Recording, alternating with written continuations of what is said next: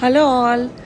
ఏంటి వీళ్ళందరూ లైన్లో నుంచున్నారు అనుకుంటున్నారా? వీళ్ళందరూ లాటరీ టికెట్ కొనడానికి నుంచున్నారు. సో కెనడాలో లాటరీ అనేది లీగల్ అండి. ఇక్కడ ఎవరైనా విన్ అవ్వచ్చు, ఎవరైనా కొనవచ్చు. అండ్ ఇంకొకటి ఏంటి అంటే ట్యాక్స్ లేకుండా మొత్తం డబ్బులన్నీ తీసుకెళ్ళిపోవచ్చు, తెలుసా?